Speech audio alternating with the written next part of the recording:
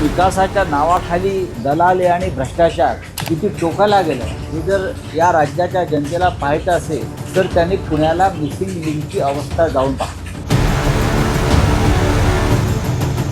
Missing लिंकचं जे पडणं आहे, कोसळणं आहे, मिसिंग लिंकचं पडणं कोसळणं नाही, तर त्यामागे देखील भ्रष्टाचार आहे. ज्यांना केवळ टीका करायची आहे, ज्यांनी जीवनात काही केलं नाही, एक पूल बांधला नाही, ज्यांच्या पक्षाने महाराष्ट्राचा सत्यानाश केला, ते आम्हाला प्रश्न विचारतायत. विकासाचा फार गाजावाजा करतात, पण विकासाच्या नावाखाली दलाली आणि भ्रष्टाचार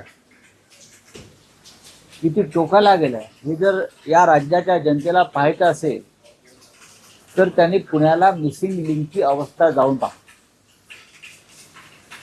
मला मुख्यमंत्र्यांचं आश्चर्य वाटतं, कौतुकी वाटतं.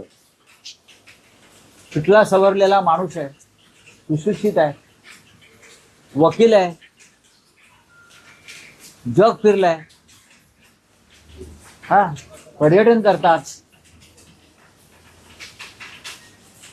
मिसिंग लिंकवर म्हणतात 2 खड्डे पडले आणि ड्युरेबिलिटी चेक करताय. काय मुख्यमंत्र्यांनी जाऊन पाहावं आज काय अवस्था. अख्खा मिसिंग लिंक कोसळलाय. खड्डे सोडून द्या, अख्खा मिसिंग लिंक धो कोसळलेला आहे. याचं कारण भ्रष्टाचार, दलाली आणि बेफिकीर. आपलं कोण काय वाकडं करणार, माझ्या भाषेत कोण काय उखडणार. आमच्याकडे एवढं बहुमत आहे. ठेकेदारांकडून 30-35% आधीच घेतलेले आहेत. आपापल्या ठेकेदारांना कामं दिलेली आहेत. त्या ठेकेदाराने भाजपच्या पक्षनिधीमध्ये पैसे टाकलेले आहेत. उरलेला टक्का मंत्री, उपमुख्यमंत्री, मुख्यमंत्र्यांच्या लोकांना मिळालेला आहे. आणि अख्खं मिसिंग लिंक, आता तुम्ही जे काय ढोल वाजवत कौतुक केलं, विकास काय आहे वगैरे दाखवलं, तुम्ही जाऊन आता विकास पहा.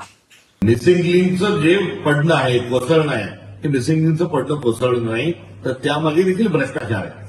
पृथ्वीराज चव्हाण साहेब मुख्यमंत्री असताना मिसिंग लिंकचं जेव्हा फाईल आलं तेव्हा त्या ठिकाणी कोणत्या समस्या होऊ शकतात आणि दरड कोसळल्यामुळे कसं नुकसान होऊ शकतं या संदर्भामध्ये त्यांनी त्या फाईलवर केलेली टिप्पणी आणि त्या अनुषंगानं त्यामध्ये तंत्रज्ञानाने त्याचं उत्तर द्यावं अशा प्रकारची त्यांनी केलेली शिफारस होती. मात्र फडणवीसांनी मिसिंग लिंकमध्ये पैसा खाण्याच्या अनुषंगानं या संपूर्ण तांत्रिक बाबीकडे त्यांनी दुर्लक्ष केलं आणि आज मिसिंग लिंकच्या संदर्भामध्ये जी परिस्थिती निर्माण झालेली आहे, यामागे देखील देवेंद्र फडणवीस यांचा भ्रष्टाचार हा जबाबदार आहे.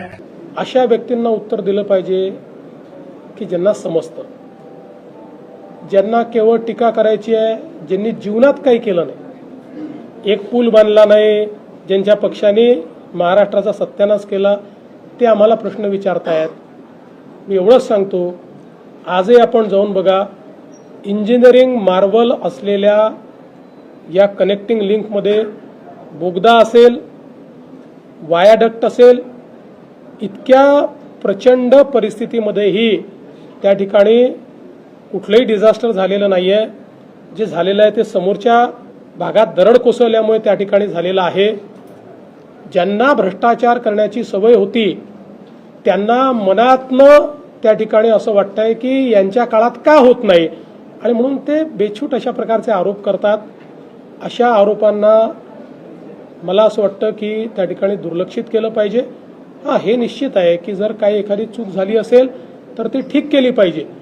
पण मला खरं म्हणजे या ठिकाणी वाटतं की ज्या इंजिनियर्सने, म्हणजे मला पुन्हा सांगायचं आहे, हर्षवर्धन सपकाळांच्या पक्षाने 2013 साली 13 कारणं लिहून कनेक्टिंग लिंक होऊ शकत नाही असं 13 कारणं लिहून त्यांच्या मुख्यमंत्र्यांनी फाईल बंद केली होती. पण महायुतीच्या सरकारने ती हिंमत दाखवली आणि ती कनेक्टिंग लिंक तयार केली आहे.